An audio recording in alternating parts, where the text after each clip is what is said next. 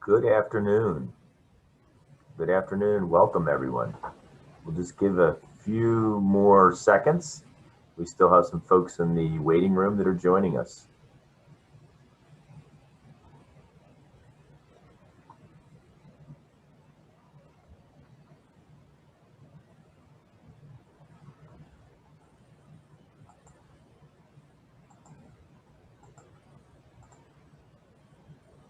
Well, good afternoon, everyone.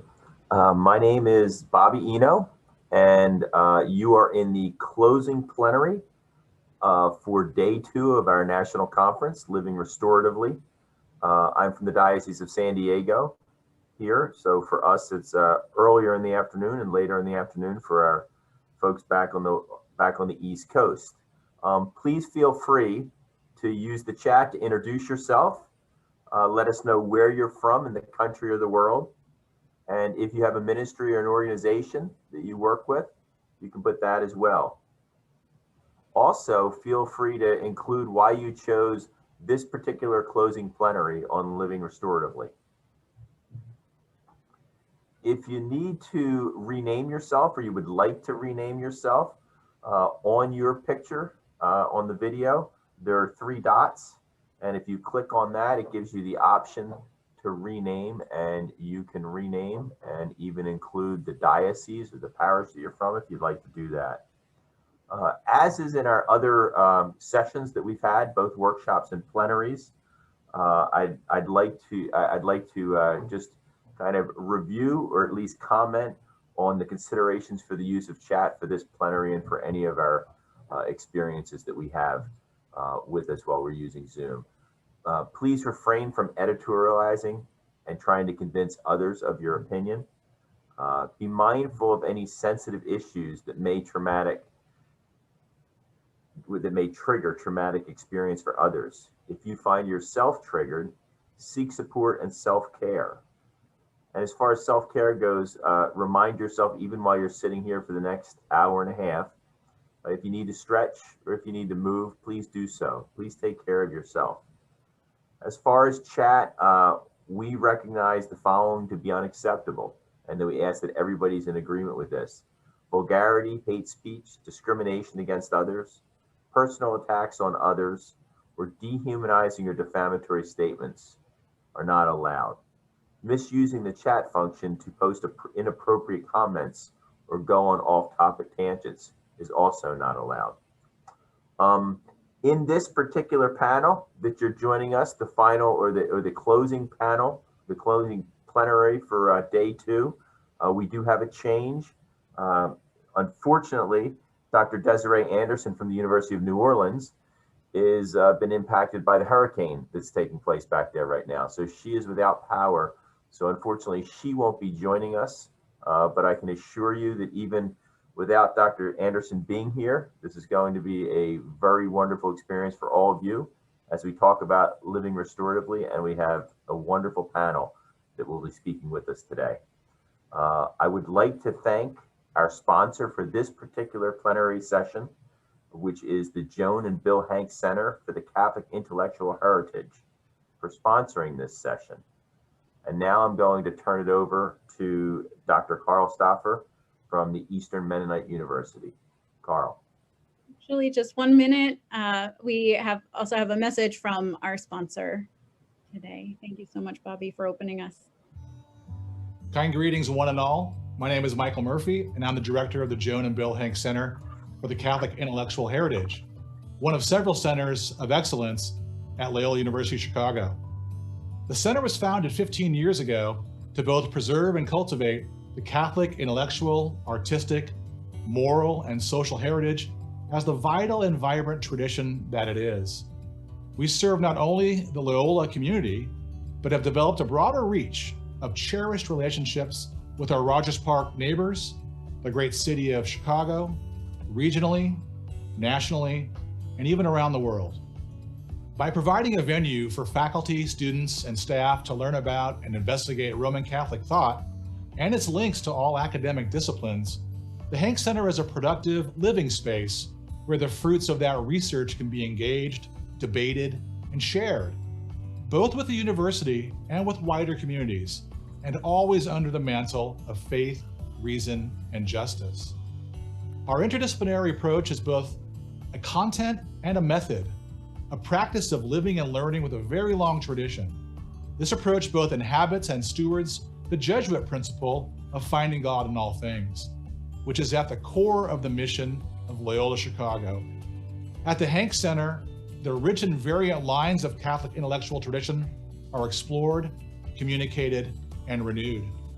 There are so many things to highlight in the recent life of the center, and so much to amplify in the work of our Loyola scholars, our students, and indeed the many guests who have visited the center and the university to share their gifts, insights, and expertise.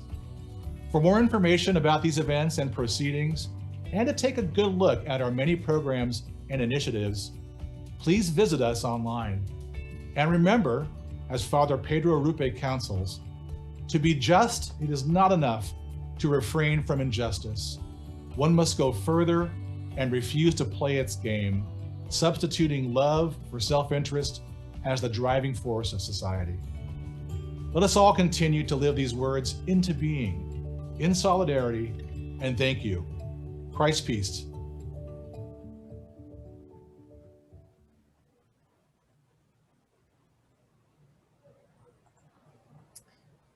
Thank you, Bobby, and it's a real pleasure to be here with all of you on this online platform. My name is Carl Stauffer. I'm Associate Professor of Justice and Peace Building at the Center for Justice and Peace Building Eastern Panel. It's my privilege to, again, be part of this conversation. So when I think about living restoratively, for me, it has been an organic, emergent process, an unfolding, if you will, a way of being that has always been deeply challenging and yet feels natural, earthy, life-giving, and regenerative. It has been an all-consuming vision of living justice, an iterative undertaking to embody a healing justice in my own life, to intentionally act justly in the relationships to others, and to make it right when I have failed God, myself, and the communities surrounding me. What I'm going to do is highlight a few memory vignettes of this journey of restorative justice, starting in my childhood. And I want to maintain that restorative justice, or living restoratively for me, has involved four things: my intuition, it has been a necessity, it has been a survival, and it has been a great source of my imagination. For me, as a child growing up with church workers in Vietnam during the war, I recall distinctly my father taking a photograph after the Tet Offensive.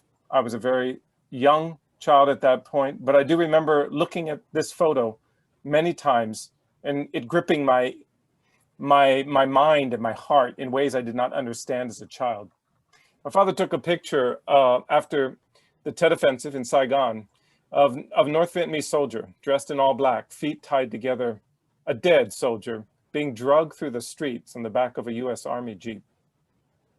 People lining the sidewalks and cheering and jeering. And I recall that photo, it was a still photo, black and white, imprinted on my mind. And it wasn't until later when I was studying in my master's degree in conflict and peace studies that I realized the horror of that story and what it was speaking to my heart. And realizing that I wanted to live and be and do differently in the world, that somehow humanity had been stripped of so much of its life and vibrancy when we have come to the place where we celebrate military victories on the desecration of the bodies of the dead enemies. So for me, there was an intuitive aha there, that restorative justice is intuitively inhumane. I mean, it's intuitively against the inhumanity and undignified experience of the war that I had. And intuitively, restorative justice was finding a voice in my soul as a child. RJ is a necessity too. As a parent, I soon discovered, and any of you who are parents will soon discover, that there was a strong human impulse to respond to our children with power and control and behavioral correction and boundary setting that is often forceful and punitive. And yet for all of us who have found ourselves in that parenting role, we know that this punitive, forceful, coercive parenting usually does not end in the results we would hope. And what a joy and relief it was for us as parents to institute family circles as soon as our children could begin to engage intentionally in equitable spaces for us as a family unit to work out our harms, our needs, our obligations to each other, and to find ways to model consensus decision-making and to use these opportunities to mold in a positive way the little humans that we were entrusted with by God. RJ became a necessity for the health and well-being of our family and of our parenting. Thirdly, I see RJ as survival for many. And I remember well witnessing the Sierra Leone refugee community where I was privileged to work among right after the brutal civil war in that West African country. Witnessing that community receiving the news from the global justice fraternity, giving blanket amnesty to every rebel and every militia group that had caused so much violence and destruction and trauma during that civil war. And I watched as the community of refugees divided between those rightfully and understandably feeling a great deal of revenge and anger, tears streaming down their cheeks saying, I can't live with this. I can't live beside the person who has caused me so much pain. I'll kill them before I would accept them as a neighbor. To the other extreme, which was an apathetic resignation to this idea of blanket amnesty, as if nothing ever happened. And these were the refugees who said there was nothing we could do. We were powerless. This is the only way of peace. Either one of those responses is not restorative, and it is not justice. And ultimately, Sierra Leone could not be rebuilt on revenge, because the violence cycle would continue, nor could it be built or rebuilt on apathy. The next generation would pick up the fight. And so what became evident was we needed something else in that moment. And it was the first time that for me to experience restorative justice being applied in a war to peace transition, a transitional process. And I didn't know if it would work. And yet I saw the refugees, these were civilians, the folks on the ground, the grassroots folks who were going to rebuild this country, realizing through a restorative process of analysis and visualization and imagining what the future could be. I saw this community come together and say, while we don't have the legal and political power at a global level to affect change, we do have the social, spiritual, and cultural power to change our villages, to change our communities, and to say to the young men, women who are coming back after this ceasefire, who have done great harm in our community during the Civil War, to say to them, we're not going to pretend as if nothing happened. What you did was inhumane, but we also believe in your humanity, and we are committed to restoring that humanity. And they began to commit themselves to that road. And for some of you, you may know the fruit of that has been an incredible process of bottom-up justice that I believe is a beautiful example of the potential of indigenous restorative justice in the Sierra Leone context. And that's a movement called Family Talk, which has been going on since 2008 and has touched many, many lives in the rebuilding of that country in West Africa. And finally, restorative justice has enlivened my imagination on many occasions. When I think of Dr. Fania Davis and her team going into Oakland's Unified School District in 2005, taking on one of the schools that was having the most discipline trouble and saying, let us use this as a pilot to show a whole system of restorative justice in an educational setting. When I see where that is today, where there's 40 out of the 60 schools in that district that have full-time restorative justice coordinators, there's a multi-million-dollar budget in that school system for restorative justice, and there's been a significant change in a suspension, expulsion, and even academic success. That inspires my imagination. When I think of Cheryl Graves and her team starting the restorative justice hubs across Chicago, where young people are given a space, a free zone to exercise their leadership and their restorative response as a community of young people. A police-free zone, a zone that says you are, as young people, you have the leadership to take this community forward. And seeing that and the challenge of the communities taking on restorative circles in a public setting, hearing a young man at age 19 who had joined those circles at age 16 off the street, now a circle keeper in one of those restorative justice hubs.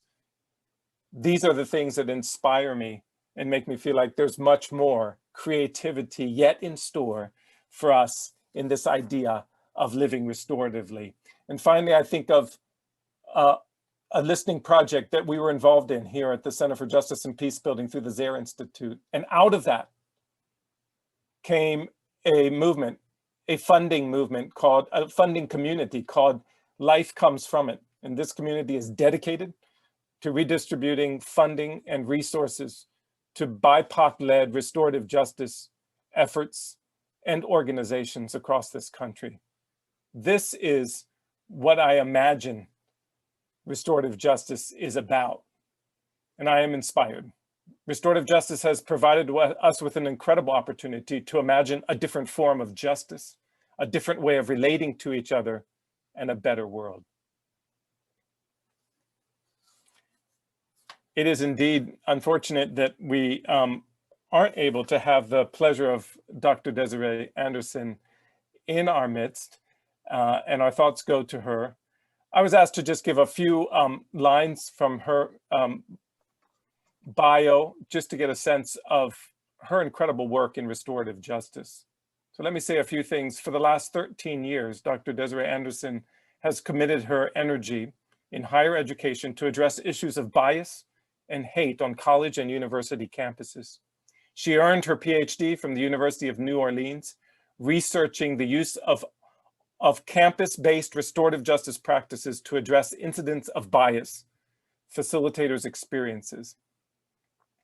Before coming to serve as Associate Dean of the Diversity and Student Affairs at the University of New Orleans, she worked as the Director of Intercultural Center at St. Mary's College of California and previously held positions as the Associate Director of Multicultural Affairs at Tulane University and the Area Resident Director at Texas State University. Desiree serves as an instructor in the Educational Administration Master's Degree Program at the University of New Orleans and as Restorative Justice National Team Trainer for the Center for Restorative Justice at the University of San Diego.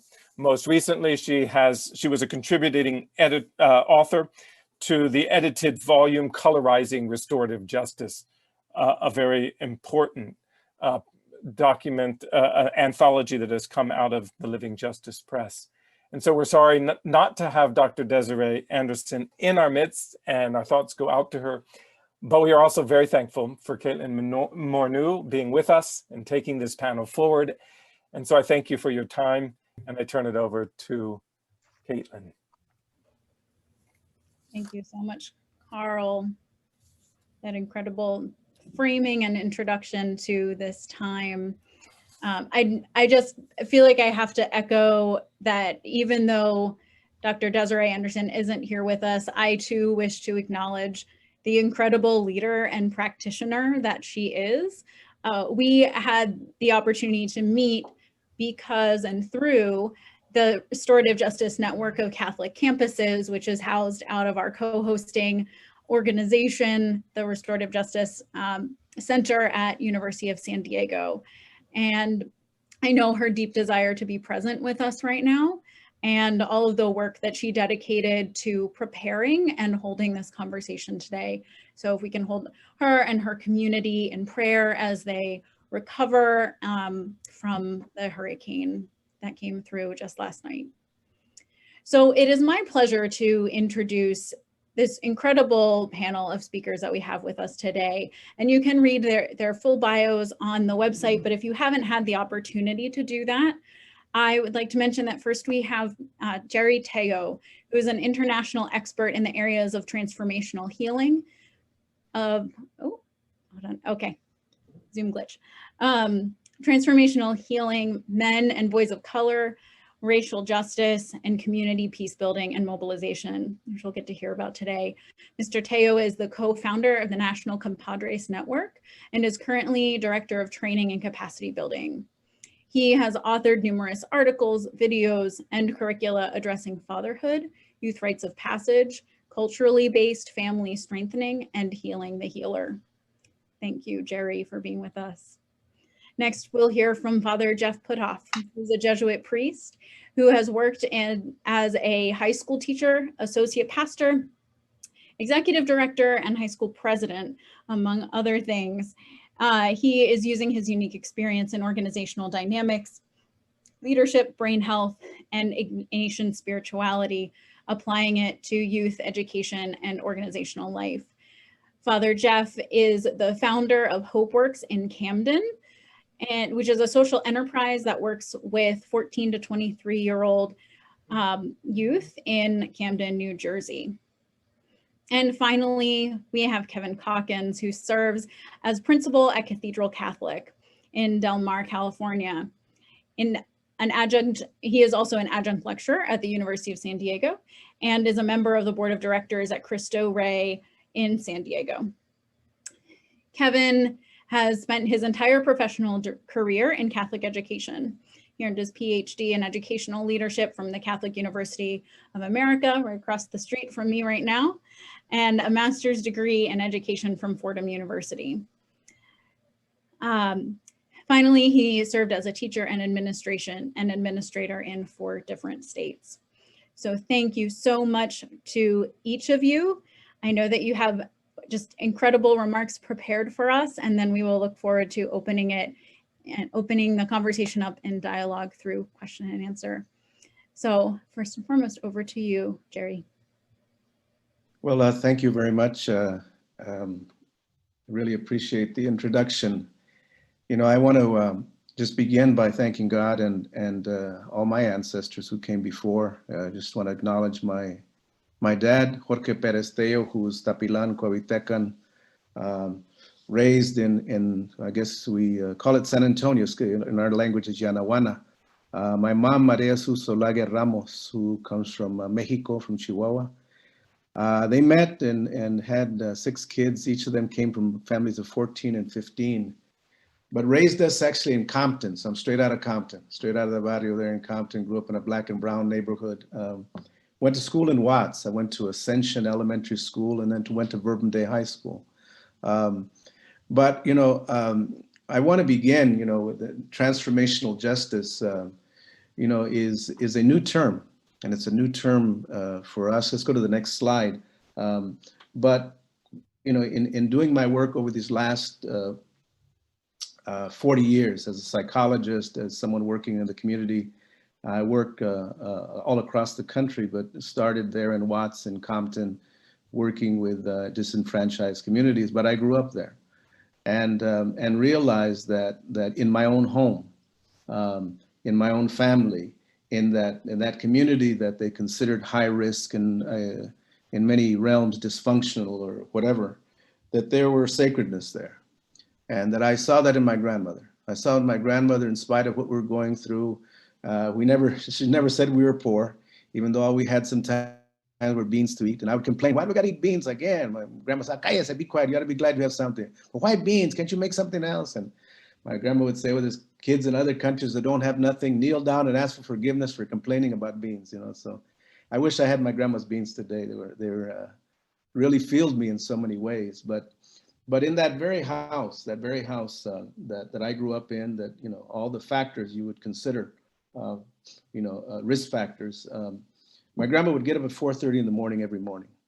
And I thought she was crazy because why you got to get up early and have to go to school and got to go to work, Grandma. And she'd get up at 4:30 every morning. The only time quiet house, it was quiet in my house. And there was a little hole in the wall, and in the hole in the wall, she had the Virgen there and her candles and all her little saints. And she would kneel down, and you could almost do an assessment of our family.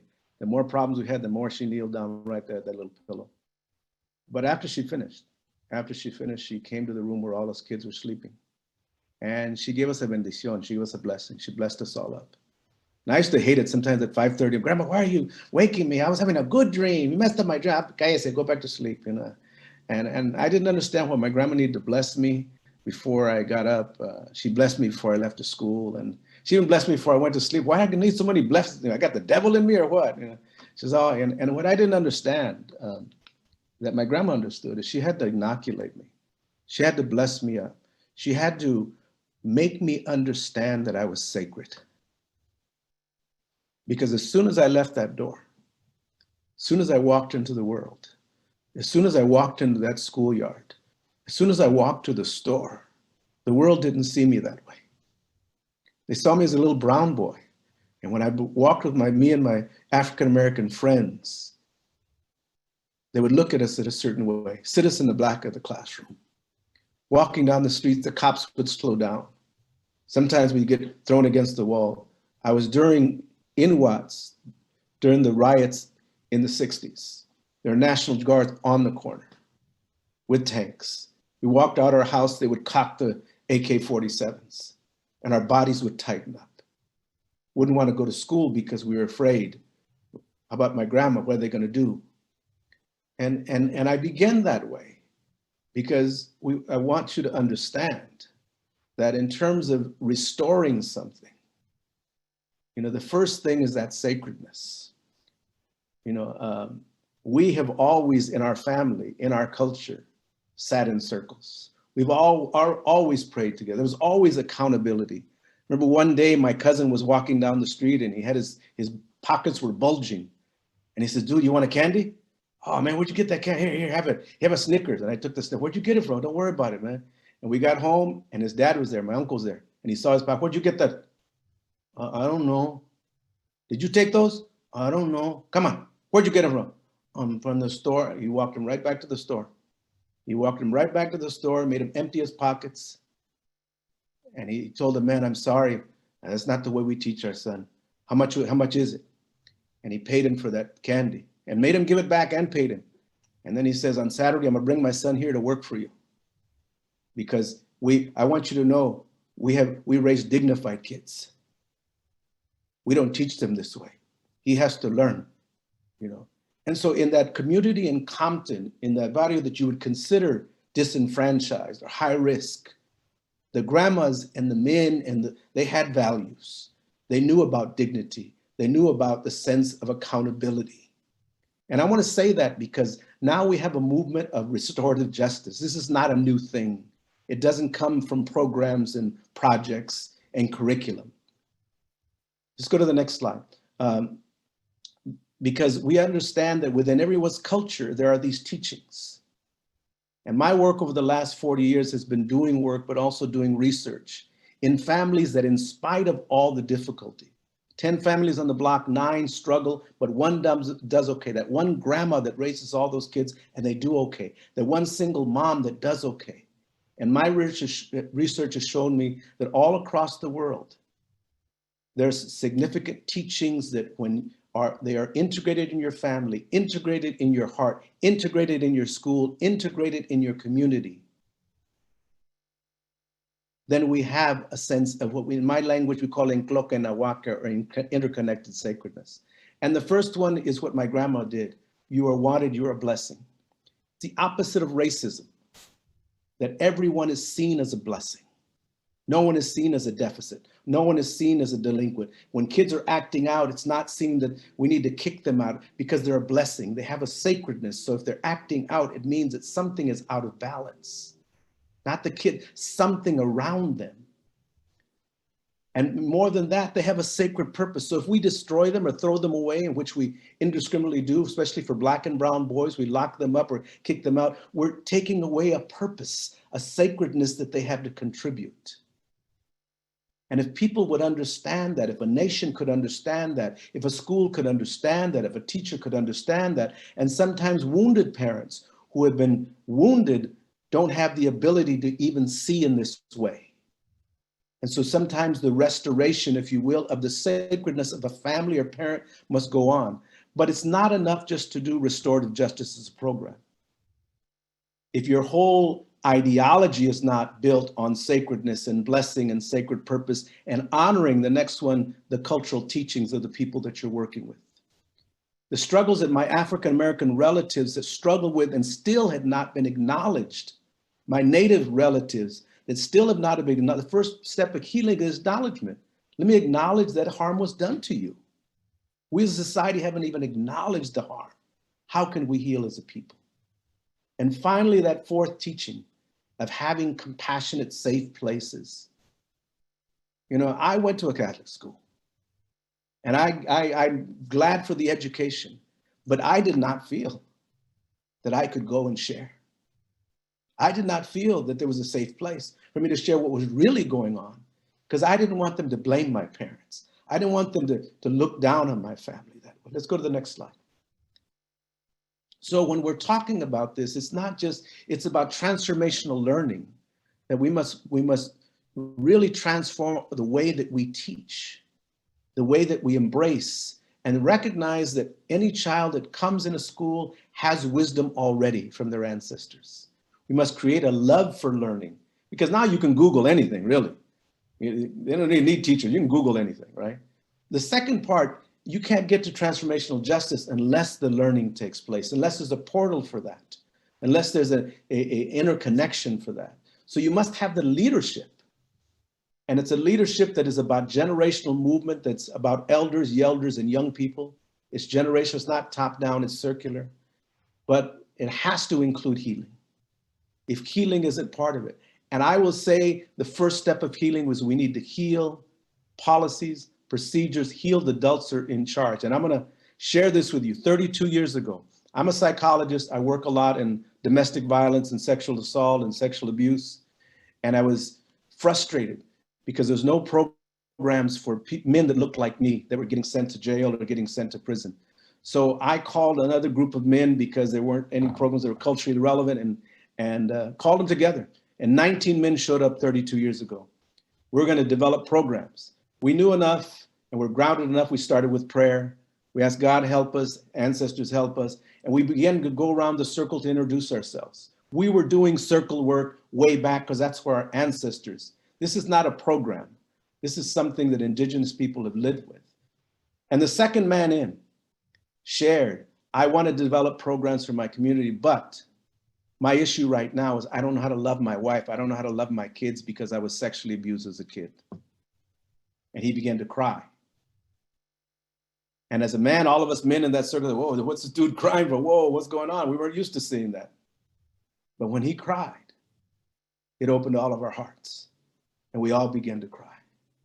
And as he went around, and we went around the circle, we realized that all of us, we were psychologists, lawyers, teachers, social workers, we were all messed up. We realized that we had generational wounds that hadn't been healed. So the first step of restoring is we must restore, decolonize our own way. Let's go to the next slide. We must do our own healing within our institutions. We must co-create systems and processes around racial equity that support students and families and build on their cultural wisdom. We know this stuff. The interesting thing is because now that restorative justice has become programmatic and systematized and funded, I have people that I've worked with for 20 years that can't do restorative practices. Why? Because they haven't been certified. And they haven't been certified by organizations now that are seen as the leaders. So we have to even decolonize the way we do this work, you know, because it really is about the sacredness. Next slide. The whole aspect of, oh, that's interesting what happened to that slide. Third slide there. But anyway, this is that circle. that circle that really must be all inclusive. And let's go to the last slide because my time's running out. And this is a Mayan saying. It comes from my Mayan relatives. En la quech, tú eres mi otro yo, you are my other me. When you learn, we all learn. When you struggle, we all struggle. When you heal, we all heal. When you grow, we all grow. When you transform, we all transform. You're me, I am me, you, we are one. And we're seeing it right now in this pandemic. We're seeing it right now in this time of racial injustice. We're seeing it in this time of election. We are all feeling it globally. You know, as someone that's working community, I feel the depression. I feel the anxiety. I feel the hopelessness. We're getting calls from people all over. We do a lot of training, capacity building all across the nation. And we're getting called not to hold circle, but to hold space, to hold people. We must understand this is about people. It's not about a program, not about a process. The first step of us doing any kind of work is our own self-healing. And I'll leave you with a comment from my granddaughter. She was here and her birthday was coming up in mid-July, and she came to her mama. She was only gonna be 6. And she says, Mama, is COVID gonna be over by the time my birthday happens? And I said, Miko, why? Because I wanna hug my cousins. I wanna hug my tias. I wanna hug my tata. Is it gonna be over so I can hug them again? See, and that is really the sense of connection and healing. When we can interconnectedly hug and be with each other in that sense. That is not just a program, it's a way of life, it's a way of being.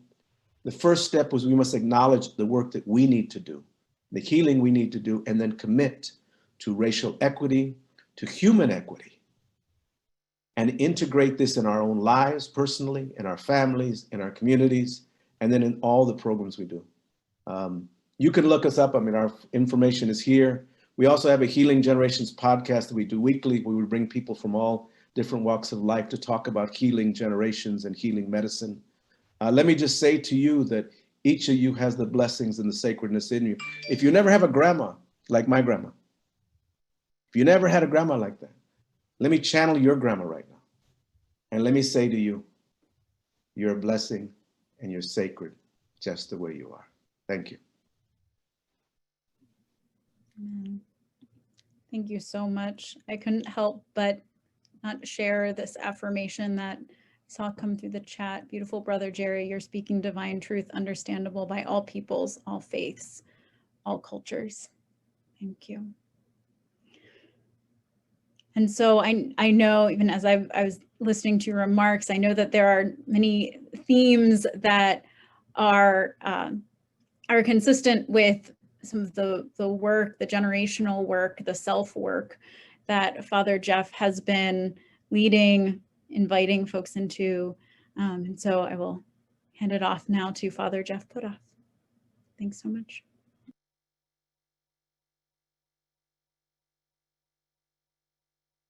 Father Jeff, you're still muted for us. There you go. So I was just saying, thank you, Jerry, for your beautiful words, and especially reminding us how important our history is, and our history happens in the flesh. And that's what I kind of want to focus a little bit in on today, what it means for me to live restoratively. And just one of the things that has been most meaningful to me that I want to share with you about this. So I'm a Jesuit priest. I've been a priest. I've been a Jesuit for over 30 years and a priest for over 20. And I ended up spending about 18 years in Camden, New Jersey. I left there about 4 or 5 years ago. But Camden is a very poor, very violent place. And while I was there, I had the opportunity to create an organization that was working with 14 to 23-year-olds who were not in school. And so we created some social enterprises and in website design, GIS, Salesforce, these kind of things, help people get jobs, with the whole understanding of helping people have resources and be able to get back to school, get a job, this kind of stuff. And so we started that, and it was going really, really well.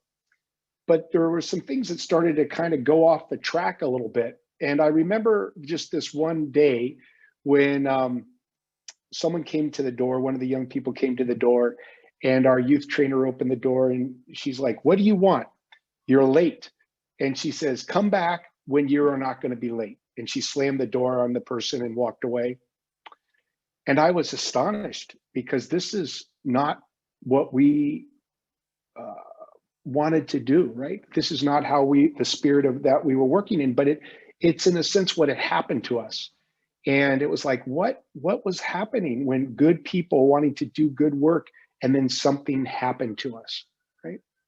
So that was sort of our kickoff as an organization to begin to explore a little bit about it's just not good enough to do good things, but rather to begin to move into the realm of what happens when we feel unsafe, when we've experienced trauma as not only a community, but the individual young people that we're working with, and how it manifests itself, not only in their lives, but in the lives of people who are being present.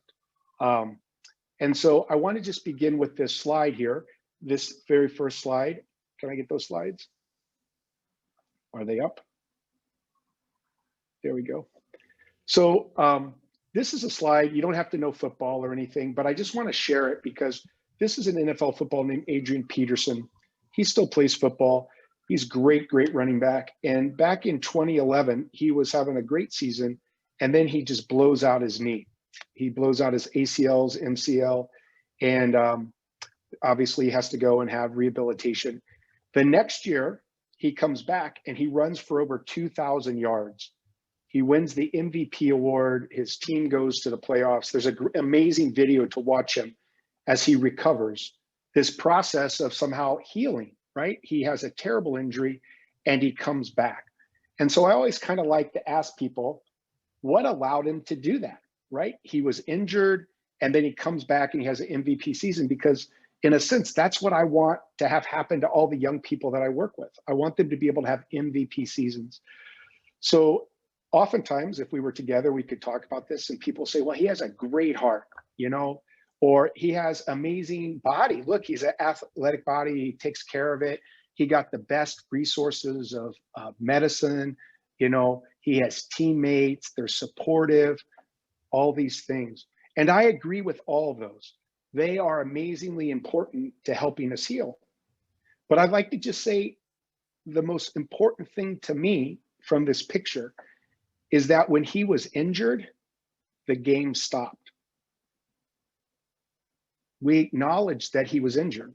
Now that's pretty obvious, right? He's rolling around on the ground, he's hurt. But so often in our world today, when people are hurt, the game doesn't stop. And it's as though he would have been expected to continue to play football with a bad knee, not knowing he had a bad knee, and yet trying to play football. And what would that outcome have been? Imagine him trying to protect his knee that's injured from being hit, right? What would he have learned how to do to continue to play the game injured, but not knowing he's injured, right? This was a fundamental insight for us. Can you go to the next slides, please? In terms of incorporating something we call the ACEs, the Adverse Childhood Experience Survey. If you know this, it's really powerful. ACEs is an amazing kind of survey that was done back in the early 90s with 17,000 people in California. And it was started by a doctor named Vince Folletti, who saw connections in his practice. He was running actually an obesity practice. And he began to see connections between people who would lose tremendous amounts of weight, go away, and then put the weight back on. And through this process, he began to see that actually having the weight on was helpful to people. And he was able to identify this because he began to ask some questions of people who were putting the weight back on, and they began to talk about being sexually abused and how literally their excess weight was a way of protection.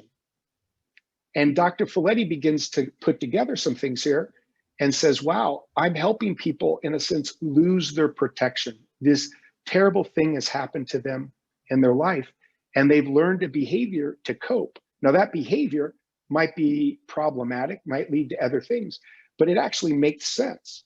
And so through a huge study they begin to discover these three areas of abuse, neglect, and household dysfunction, and how it impacts our lives. And so the ACEs study is one of 10 questions. You take it, you get a score. And what's amazing about it, please continue, is that you're actually able to correlate from the ACEs study health outcomes. So if we look at this, we can see that there's different things of probabilities, right? That if you actually have an ACE score of 1 to 3, you have a likelihood of smoking that's less than if you have an ACE score of 4. And you can kind of see the statistics there. The outcomes are broken into behavior and physical and mental health. So people, in a sense, the study, it was the first time that we connected actually history to medical outcomes. And we were able to say the things that happened to us, actually we bring forward into our future through our body and the health outcomes that we manifest. Now, why that's really important for me and the work of restorative justice is the next slide, please. And I'm going very fast just to kind of lay it out, is because what we find is when we live dysregulated and unsafe for chronic amounts of time, our brain is impacted. So when we're living in fight, flight, or freeze, our brain literally becomes pickled in stress hormones. The architecture of our brain is changed. And we, in a sense, begin to kind of create neural pathways, which we call them, or neural ruts, that predispose us to act certain ways when we experience feelings in the present that remind us of the past. So what I like to use here, there's a book called Zebras Don't Have Ulcers. And the book kind of says, you know, like the zebra goes out to eat, and as it's eating, the lion comes after it, and one of two things happens. Either it gets caught and it's lunch, or it gets away. But what we find with animals like a zebra is that once they get away, they go back to eating. You or I, because of how our brain is set up, we could actually get away and still experience the lion after us. Or somebody on this talk right now literally could be experiencing the lion, even though there's no lion. This is essential for us to understand so that we can actually make a powerful intervention or a healing in a young person's life, or the young people that I was working with, right?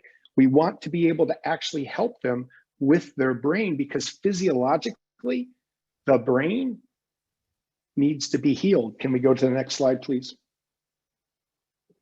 So let's just look at how this looks in terms of a study that was done in the juvenile justice system in Florida.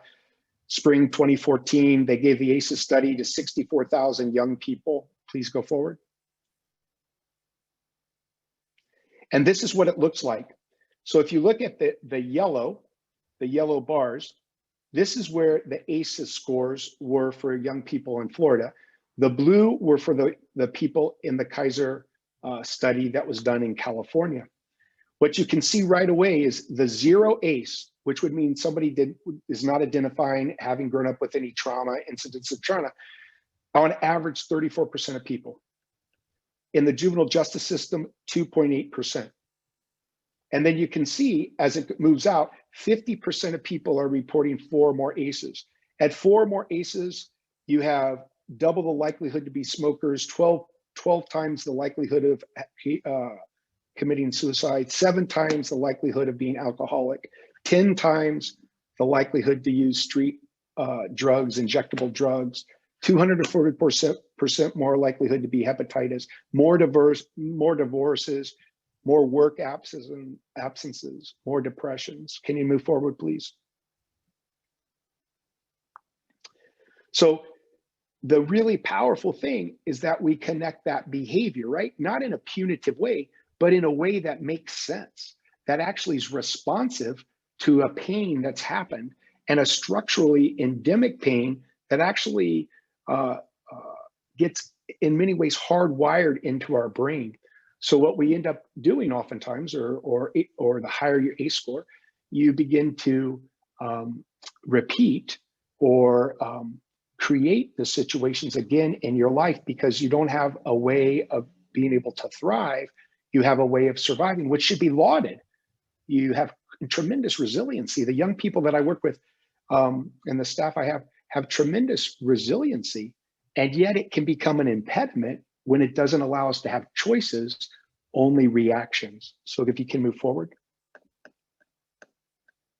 So this is, again, just to look at this graph. I mean, we could spend all time on this. It's just so interesting to notice out of the 10 ACEs, the highest ACE that people report is family violence, and then parental separation.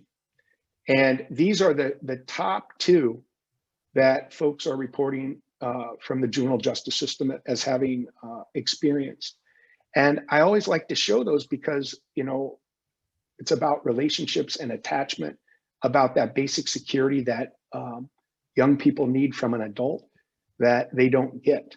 And consequently, living very scared. The really interesting thing on this slide also, if you kind of go across it, there's one there for sexual abuse.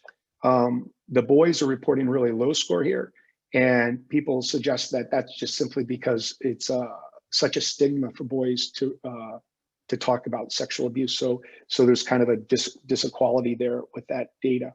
Can we go on to the next slide, please? So we want to think about, in terms of living restoratively, how the brain is always developing. I love talking to young parents because I'm like, my goodness, you are actually forming a brain. And that brain from a child continues to grow and grow and grow. And we have to be caring for that organ in a very special way that oftentimes we don't think about. We kind of think that, wow, I think the brain is sort of there, and we just load in information, right? And really, it's a matter of just loading up. It's like a computer. We just load more files. Well, actually, the brain development is more like increasing your processing power.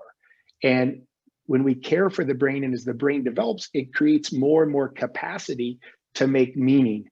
And that meaning making is really powerful for us as we move forward into our adult lives. We can think about it also epigenetically, right? So if epigenetics, the sense of how genes are in our brain and hereditary, that trauma can be hereditary and passed on through our genome system. It's really fascinating what we're learning about how our health is impacted. It changes our gene representation, and then we pass that on to our children. So it's quite powerful to think about how the brain is working when we're working with people in the programs, in the spaces, in the communities that we're in, right? So if we can go forward. So I like to talk about brain health. So brain health. So literally, structures in the brain can change shape. Our amygdala that handles our fear. So lots of times, I'm sure you've seen this kind of notion of like, you have your spinal column, and then you have like your limbic system, your emotional brain, and your rational brain. And so lots of times what happens is we get feelings, and then we process them in our cortex, and we say, oh, how do we want to respond? What happens with someone with high ACEs, or when we've lived with the lack of safety, or we're in a situation of chronic stress or lack of safety or fear, is that this part of us can begin to be like this, like half cocked, right? We're literally ready to go off. And if this blows, we flip our lid, then this piece here is what's running the show. And if we do this enough, right? If we're half cocked enough, then we're going around living this way, and it's real easy, right? So young people say snap, right? The person snap. Like, it's real easy for us to just snap and go off. And literally, we don't have access to the ability to make our choices then, because our brain has become dysregulated.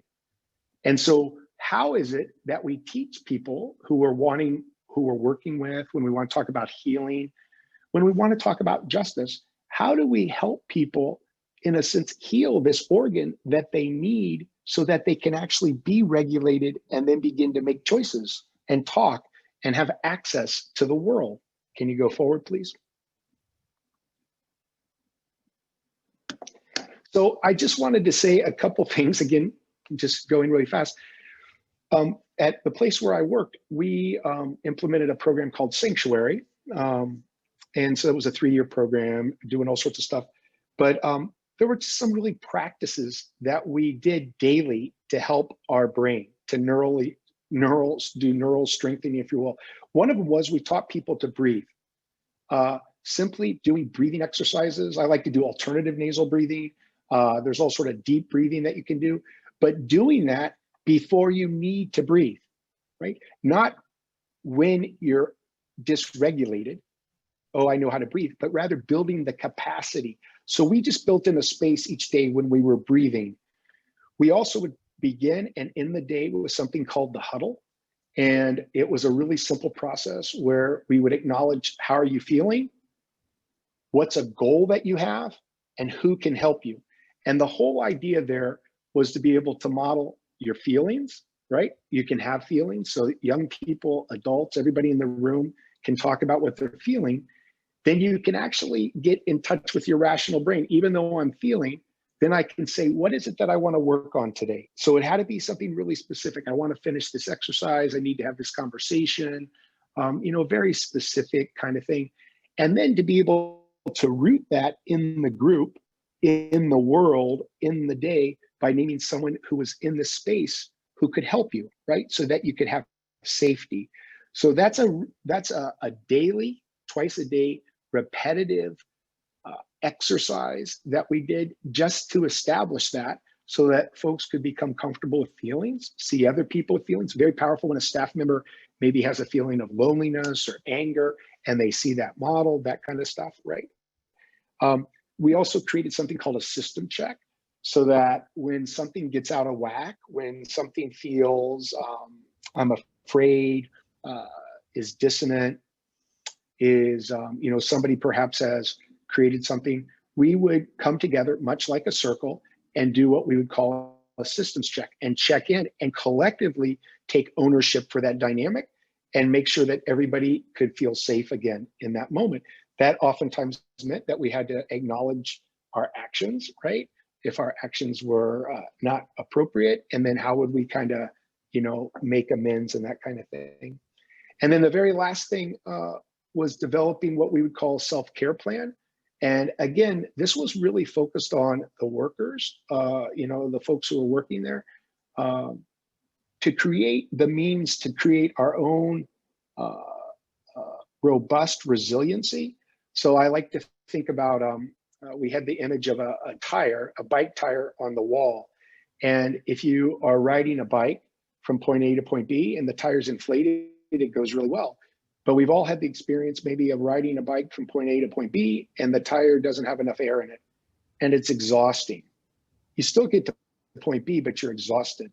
So our image was, how do you come to work with your tire properly inflated, so that you, in a sense, have to anticipate what you need? And so the idea was to create really specific things that you could do that would give you a sense of air in your life. So that might be exercise, it might be sleep, it might be prayer, it might be having a really great conversation with your spouse, a friend, staying in touch with people, little things that you could actually do. So I can say that, like, on my self-care list, I have like 20 things, and they're very small things. And I can do 1, 3, 5 of them a day. And they're just ways to actually keep my tire inflated, because when I show up at work, you're not really sure what's going to happen. Maybe that day you're going to be on a straightaway. Maybe one day you have to ride your, literally, figuratively, ride up the hill. Maybe the road is stony.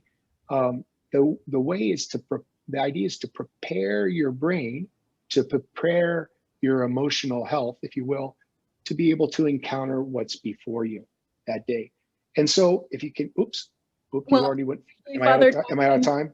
I'm out of time.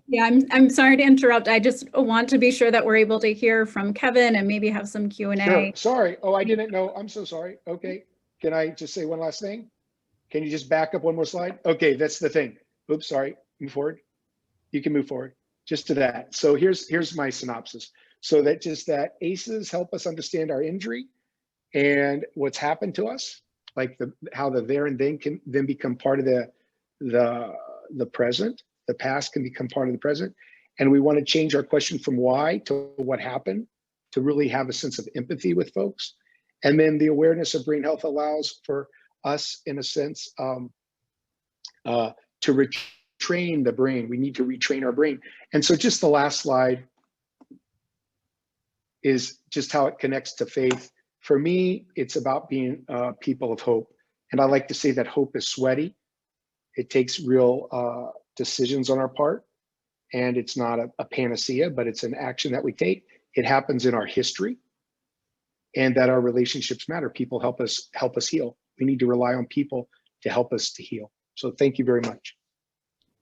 Thank you so much, Father Jeff. This is all so rich, and I know that each of you could present on these topics for far longer than we have the opportunity for today, but we're so grateful to have us all in dialogue together. And so with that, I want to turn it over with the time that we have remaining to Kevin Calkins to close us out.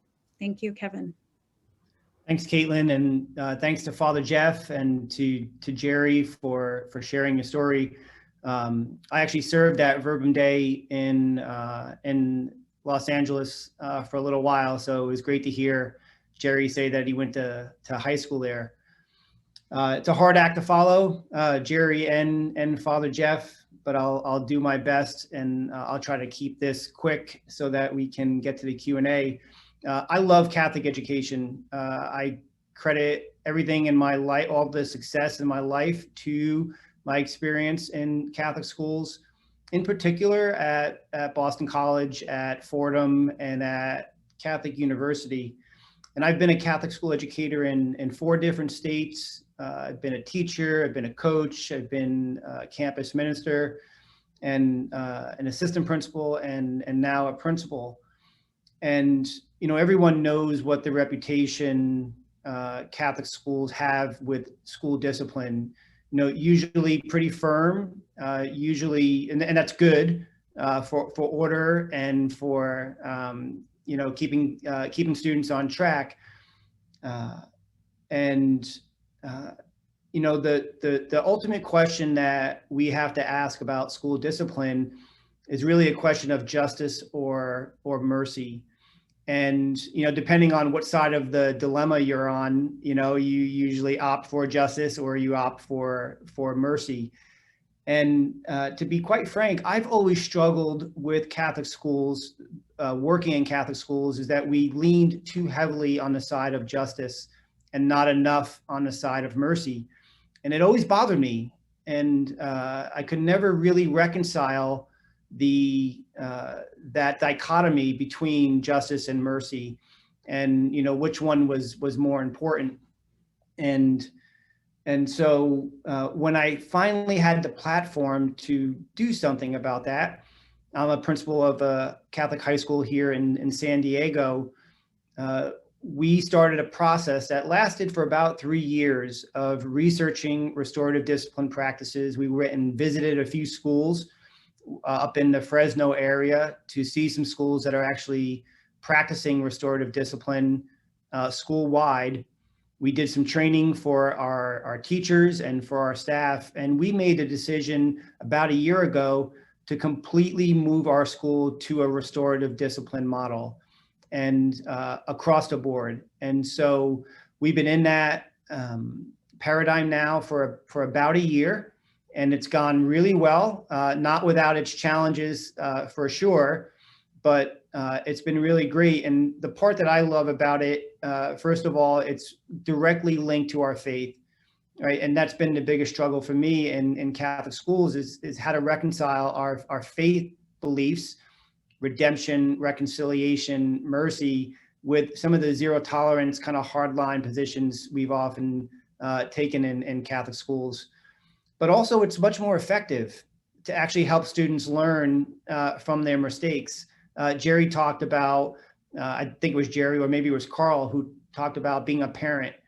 And, you know, when you become a parent, you know, your at least for me, my perspective changed, just like Carl said. And you want to help your young people learn from their mistakes, and punishing them is not really teaching them, it's punishing them. You know, to discipline someone is to actually change behavior. And in order to change behavior, you have to teach someone how to do that. And so we made the decision to change our model of discipline from a traditional kind of hardline, zero tolerance approach to school discipline to a restorative approach where we focus on repairing harm, helping students learn from their mistakes, and then moving forward from there. And so I just wanted to share with you, for me, living restoratively meant putting into practice what I actually believed. And when I finally had the platform and the courage to do so as principal of a Catholic high school here in San Diego, we did it. And again, it's gone really well. It's worked for a few years, and we have a lot more work to do. It's a cultural shift. It's a change of mindset, but it's working. And so I just wanted to share that story with everybody and let you know from my perspective, to live restoratively is to live restoratively in all aspects of your life, not just at home, not just when you're interacting with someone, which is what I did as a Catholic school educator for a long time, was to just say, okay, well, I'm going to do this myself, but the rest of the school wasn't, right? So for me, it was you had to make the decision to say, no, this is going to be the way we live wholly. And you let people make the decision whether or not they're going to get on board with that. So that's what we've done here at Cathedral. It's working. We have a lot more work to do, but I have zero regret about making that shift, moving our school in this direction, and look forward to seeing where it goes. And the great thing about this shift is students love it. Students appreciate the opportunity to really dialogue with administrators and teachers and to discuss the challenges that exist rather than being silenced and told what they have to do. So it's been a real blessing for us. Thank you so much, Kevin, Jerry, Father Jeff. I'm going to take a cue from Sean. If we could give a virtual round of applause to everyone. I know we're not quite done yet. We do have a few minutes for questions. So please add them to the chat. And I'd encourage ones, I know that we might have questions for folks, particularly on the panel. I would welcome and invite questions that each of our panelists can respond to. And so to bring Desiree back into this virtual room with us, I will actually begin us with one of her questions. And I wonder if, Kevin, you would lead us off. So she asks, in what ways do the institutions within which we operate challenge your ability to live restoratively or bring a restorative framework to the work that you are doing? Yeah, it's a great question. The biggest challenge was to get buy-in, and it's to be frank, it's still a challenge to get buy-in on it. When teachers are trained a particular way, and there's a culture in Catholic schools, particularly about discipline and order, right? It's hard to change that mindset and that culture and what the expectations are that come with that. So it's really required a lot of patience, a lot of teaching, a lot of lead by example. And you also have to treat adults restoratively. You can't on the one hand change the culture by just working with students. It's also how you interact with adults. And so it's been an experience for everybody at the school. It's not just a student experience. It's an experience for adult to adult, teacher to parent. We're trying to get parents to be that same way with teachers and administrators. That's a little bit more of a struggle, but the biggest challenge for us has been the change in culture and training that's been really required. Father Jeff or Jerry, who would like to go next? I think I would echo what Kevin has said there a little bit. I'd focus on that I found young people to take to the work easily than adults, and that running organizations or being an administrator in organizations, or however you want to say it, the real struggle to be curious about one's own experience and past and how it is represented in the present has been a real limiter, I think, sometimes to do some of this, that adults are just as hungry and desirous for healing as young people. And yet I think we get stuck a lot more easily.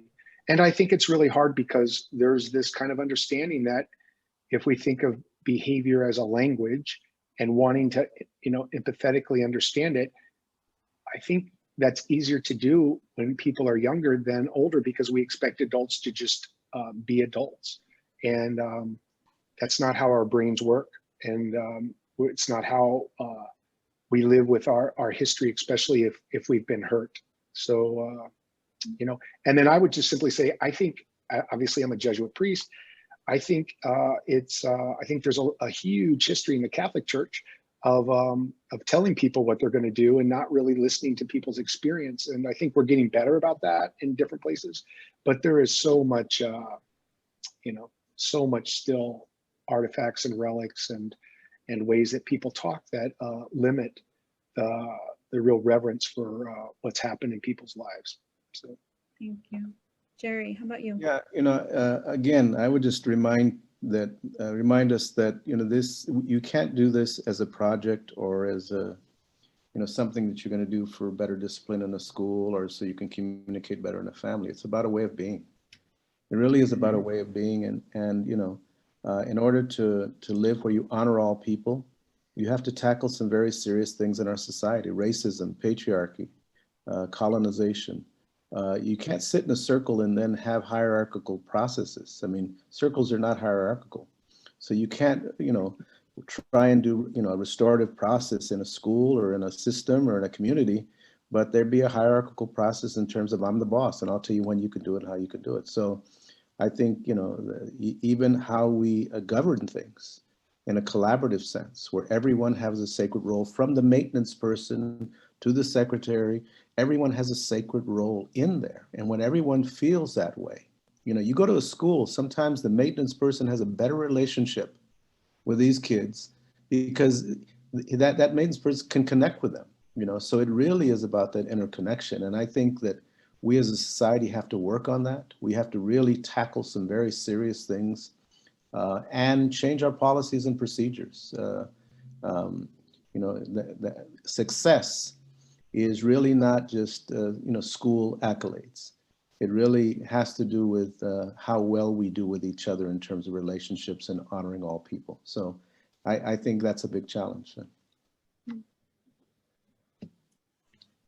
And I guess to close us out, I wonder if in just a few moments, you can reflect on the question of if there's someone listening to this panel who hears the call to institutional transformation, to systemic transformation, and is wrestling with the acknowledgement that this is also about, who we are and how we interact on a daily basis. If they're thinking to themselves, where do I start? What might you recommend? Well, let me reach into my Native American background. And the Native American elders are saying that we are now in el sexto sol, which means we transition our lives, in which it's about transformation, it's about healing. And women are supposed to lead, because women are connected to the heart. Women are connected to, you can't heal without feeling. So I would say a major shift is women need to lead, and women need to guide. And women have always been. My mother, even though we thought my dad was the boss, my mother orchestrated everything. When things were going right, it's because, my mother's heart and her compassion were guiding things. I think it's that feminine aspect of our universe that we really need to consider. And, maybe someday we'll get a president that's a woman. I think it'll change a whole lot of things. I'm not being facetious, I'm being real. I think we have to reconsider the structures of how we do things and really trust that process. That may be real radical, but it's really about, a sense of being in our compassion, being in our heart, and being in our interconnected forgiveness, but then interconnected commitment to honoring all people. Thank you. Now, Jeff or Kevin, any closing thoughts? I'm good. No, it's been beautiful. Good. Well, thank you all so very, very much. And on that note, I know we are going to be closed out in prayer by some amazing women leaders from women religious community, the Congregation of St. Joseph, who Catholic Mobilizing Network is so grateful to live out the charism of. And just before we move into our time in prayer and reflection with them, I'll give it back over to Bobby for just some closing announcements. And with that, our deep and abounding gratitude to each of you. Thank you so much. Wow, what a wonderful panel with Father Jeff and Jerry and Kevin. Thank you so much for the gift that you gave all of us this afternoon with your time and your wisdom. We have a couple, I think we have time. We have about 4 minutes before we go into our final closing prayer. And we have if we could throw the slides up, we have a chatterfall I'd like to do. And then I have a couple of closing announcements. Use our chat for this. So use your chat and let's complete the following sentence. Okay, we've done the chatterfall, I think, in other sessions as well. So what'll happen is we will have a slide that pops up and it'll begin with a short sentence or phrase. And then you will respond with finishing this short phrase or sentence with what's resonating with you. And then we'll all at one time, once you finish it, don't hit the enter or return button right away. And then I'll give you all the signal to enter. And then we'll watch them explode all together. So if we can go to the next slide. A tiny detail from today I will remember. Take a minute to just finish that.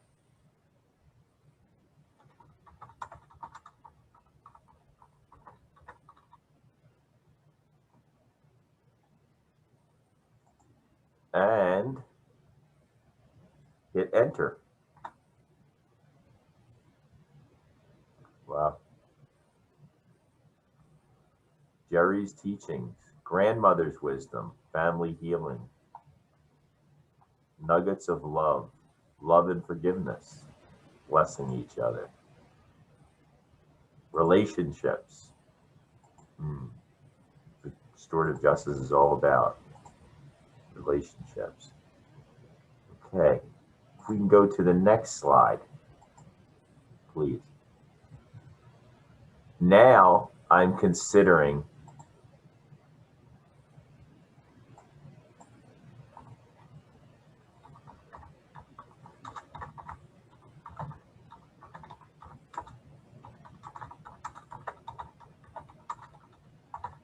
and hit enter. Considering tomorrow, better listening, a family circle, circles in my parish, good one. Building a better network, transforming our system in our high school, deeper healing. Thank you. Integrating restorative justice in my life more fully. Visiting the juvenile hall. Thank you so much. And one more. Next slide, please. Someone I will reach out to.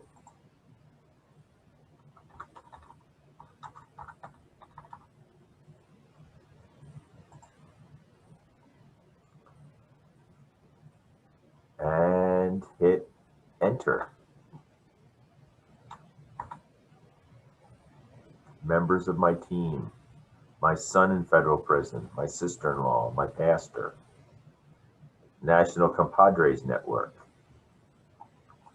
my priest. Okay, Thank you so much. I just have a couple of closing announcements. Our session here today ends at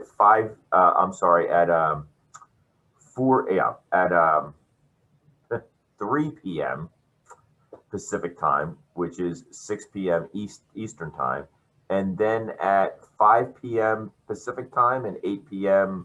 Eastern time, we have two fireside chats, one with Father Greg Boyle, the founder and CEO of Homeboy Industries out here in Los Angeles, and one with Sister Helen Prigine, who's our death row activist and probably the most well-known Catholic nun in the United States. So please try to join us if you're available this evening at 5 p.m. on the West Coast and 8 p.m. on the East Coast. And if you have not made your plans for Saturday's session, particularly for the circles to participate in that, this will be your last opportunity or the last call to update your circle plans in your profile.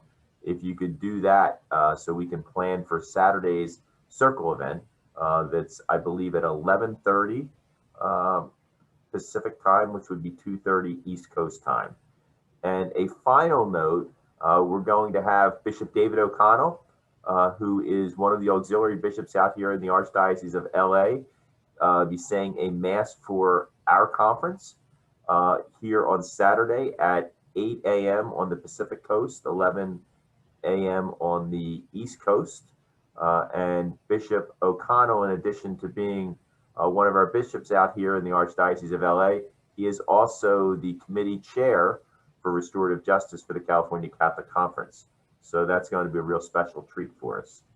And now, if I haven't missed anything, I'd like to provide a warm welcome to Sister Pat Bergen and Kristen Whitney Daniels from the Congregation of St. Joseph to close us in our prayer this evening. Sister Pat. All right. Good afternoon, everyone. Today, we've looked at restorative justice through many different lenses. Restorative justice is all about relationships. With that in mind, our closing prayer is in the spirit of the charism of the Sisters of St. Joseph. Since our founding over 300 years ago in Le Puy, France, until today, the congregations of St. Joseph and their partners live and work to bring all into union with God and one another and through Christ Jesus. Relationship is at the heart of who we are and who we are becoming.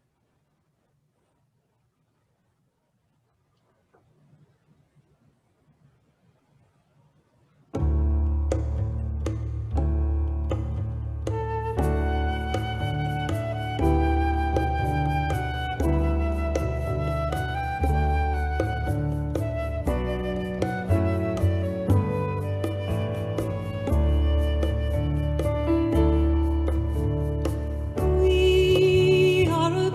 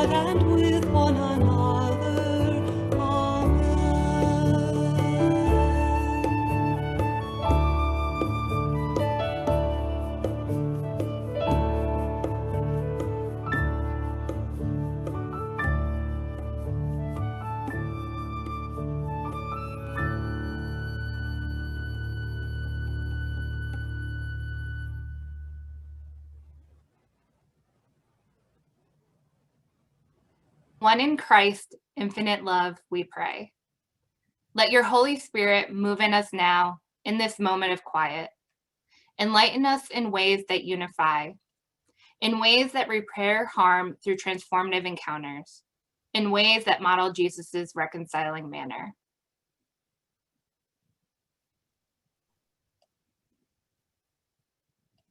A living litany of the people of St. Joseph. Open to a world both miserable and sinful.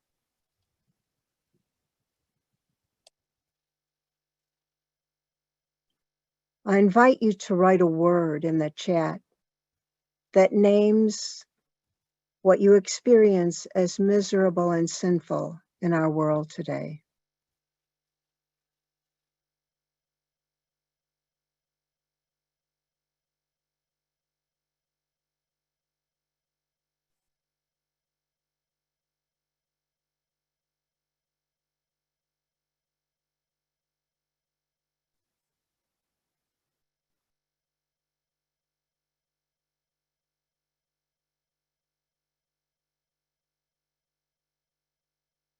Racism, hate, misogyny,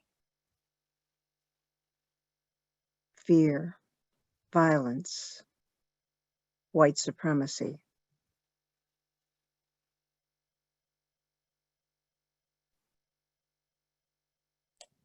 But a world worked on by the Holy Spirit. Let us pause to write a word in the chat that describes the action of the Holy Spirit in the world.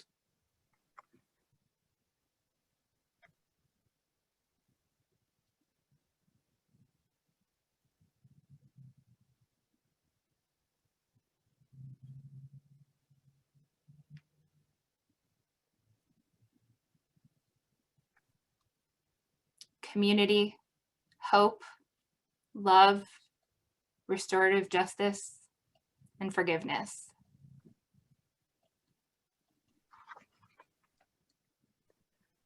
Open and attentive to the sufferings of the world. Open, attentive, and spirit alert. Never settle down.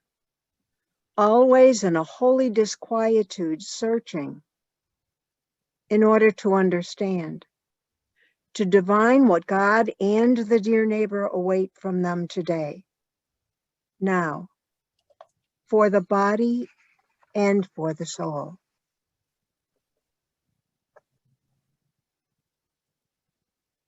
Let us pause and write a word to describe the next step the Holy Spirit is asking of you today.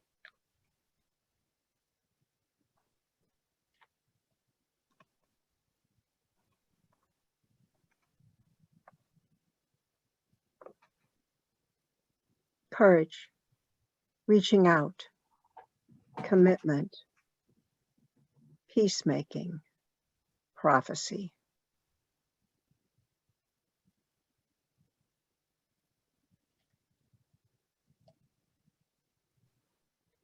Open, attentive, spirit alert, responding to the ministry needs of the time without excluding the more humble, the less pleasing, the less noticeable.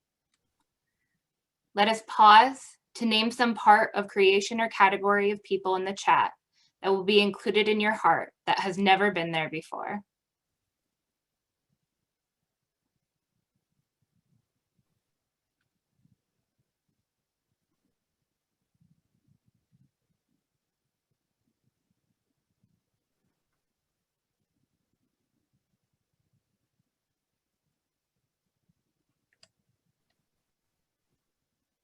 White supremacist, racist, indigenous, policymakers, and forgotten people. Finally, in each one's face is the reflection of a virtue proper to our congregation, continual joy of spirit. This is the quiet inner glow of the person whose life in the service of the charism in the name of Jesus Christ has been successful.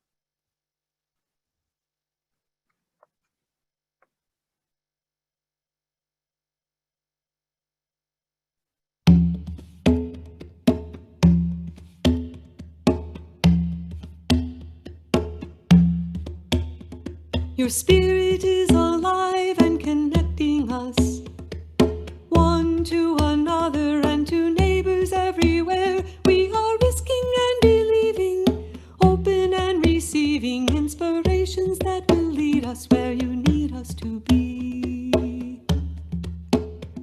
Your spirit is alive and connecting us, one to another and to neighbors everywhere. We are risking and believing, open and receiving inspirations that will lead us where you need us to be.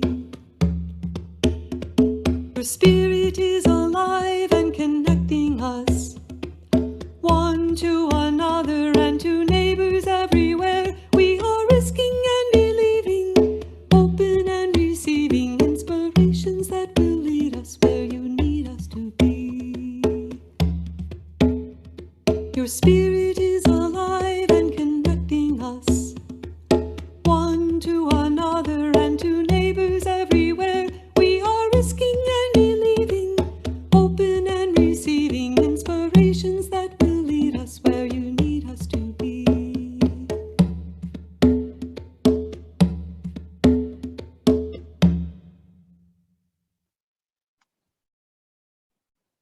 Go forth.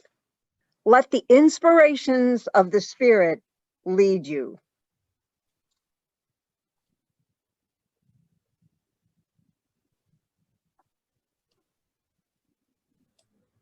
Thank you so much, Sister Pat and Kristen. A beautiful way to wrap up this plenary time together. We know our day's not over. We look forward and hope to see many of you at the fireside chats this evening. Thank you so much. Blessings.